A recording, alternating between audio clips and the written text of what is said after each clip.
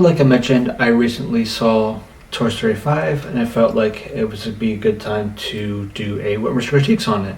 I had mentioned it on my last episode that I was going to do this, and I felt like it was a good time to kind of, with it just coming out, to talk about it. And let's dive right on in with it. And to start off, I thought the movie was really good. I felt Toy Story 5 felt similar vibes-wise as the first three.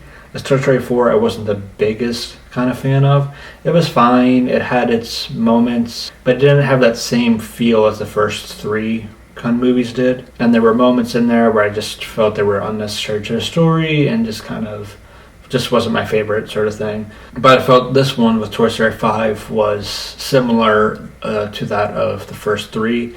And I will also say I'm going to try to stay as relatively spoiler-free as possible. But if some spoilers kind of come out, just sorry, it's just going to have to be. So if you don't want to be spoiler-free, then don't watch the video, obviously. But if you don't mind, or if you've already seen it and want to know my thoughts, obviously, keep watching. Overall, I thought it was good. A short synopsis of what the movie was essentially was how the movie centers around toys and electronics, and the electronics essentially taking over, and technology taking over for kids, and toys kind of becoming a little bit more obsolete sort of thing.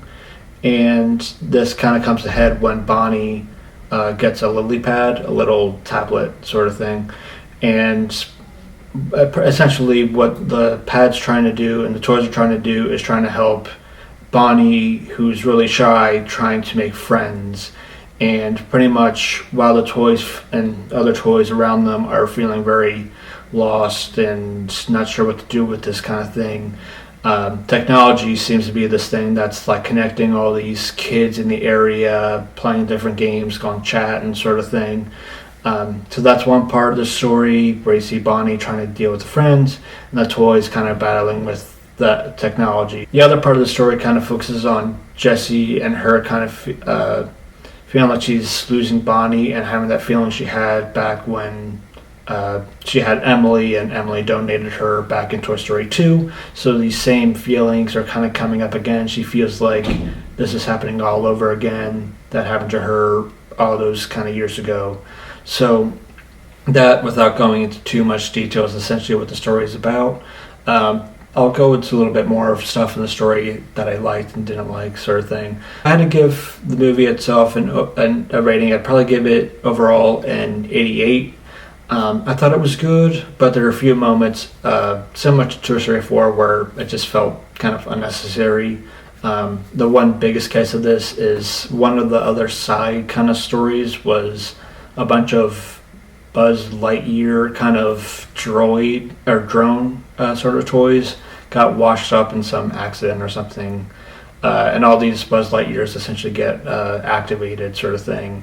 And I found them to be humorous sort of thing. I felt they were definitely ways to try to keep the film a little bit more lighthearted, but I felt it wasn't really critical to the story overall, so it just wasn't my kind of favorite sort of thing. But in terms of what I felt as a story is of it being hard to follow or easy to follow sort of thing, I actually found the movie to be, obviously like most the other Toy Stories or many Pixar movies, it was relatively easy to follow. There's not really too much story kind of thinking sort of thing happening with a Pixar or a Toy Story movie. One thing I was curious about was some of the side characters, because obviously in real life a lot of those voice actors at this point have passed away, sadly.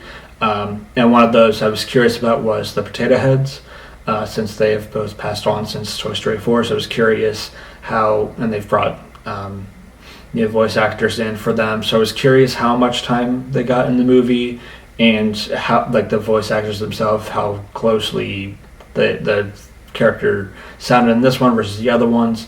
And truthfully, I don't think I noticed Miss Potato Head at all in this one. I don't really necessarily think she was even in it. Maybe she was. Comment down in the comments if she was or not. I just don't think she actually was. Maybe she was, I just didn't notice her. And for Mr. Potato Head, he was in there. He had a few lines here and there, but his voice actor, John Hopkins, who voiced him in this one, actually did a really good job, because those few moments that he did have a few lines, he did sound very similar to the Mr. Potato Head voice that we've heard from the previous movie. So that was very interesting to see as well.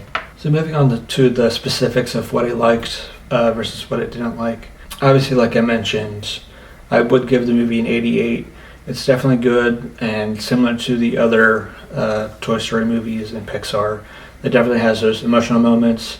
You have that with Jessie and her kind of realizations, and just her going through these same emotions she's had of abandonment and all this that she's felt since Emily years ago abandoned her and everything. And I think I feel like those who would who are currently experiencing that would also kind of have a similar feeling that obviously the toys, Bonnie and Bonnie's parents are kind of dealing with at the same time, where it's kind of this battle with technology and their kids and everything. So I think people going through it and now obviously would understand and feel kind of a feeling, sort of it.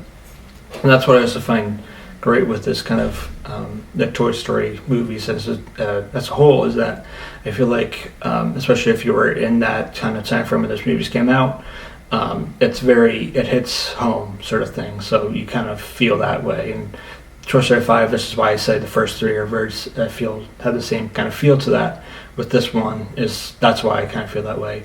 One other thing I found interesting, and maybe just because I have small little nieces and we watch all those like Toy Story shorts and everything, but the one thing I found interesting was even some of like the little throwaway like characters they'd see and little details. What I liked most about this was seeing characters that I saw like, oh yeah, he was from, like, the one I would say is early on in the movie when Jessie doesn't believe technology kind of taken over and everything, and they go into the neighbor's backyard and there's all these toys kind of sanded over, rusted over sort of thing, talking to her about how the toys are essentially dead and technology's rolling and sort of thing. And there's this one little duck pirate boat captain sort of talking to her, and they're like, oh yeah, he's from Partysaurus Rex. So it was like one of those little things, like, oh, I got the little nods from previous Toy Story stuff that I saw in this movie, which I found interesting to me. But again, the few little gripes I had was obviously the Buzz Lightyears. I just felt like that wasn't really necessary to the story itself. And the other thing too is the story also kind of at a moment kind of was in like three kind of stages, kind of three moments sort of thing. They broke the story into three parts essentially, and I found that to be interesting. Obviously you have Jessie and dealing with her own kind of demons and everything of abandonment and all this, while she's also dealing with Bonnie and the toys kind of losing out to technology. Bonnie then trying to make friends, and this little side thing of kind of wanting to fit in, bullying sort of stuff that kind of gets brought into it as well. Then you obviously have the third part with the Buzz Lightyears and everything, and they're trying to find Star Command, which ends up being Jessie, because they see a star on Jessie's chest and everything. So they think she's Star Command, only to find out that they're obviously toys and everything. Overall, not to make this too terribly long, obviously, I definitely would suggest it. It's definitely really good. 88%. Like I said, if I was giving it a 0 out of 100 Rotten Tomatoes kind of score, there's definitely moments that you'll probably not fully cry over, but definitely maybe well up a little bit with the emotion sort of stuff. And like I mentioned, especially if you're going in dealing with it right now, I feel like it would definitely hit you in the feels a little bit. And everything. And even if you dealt with some of the stuff in the past before, even if not just talking technology, just in life when you were growing up as a kid sort of stuff. But overall, I would highly suggest it. If you've seen Toy Story 5, let me know in the comments below what you guys thought of it.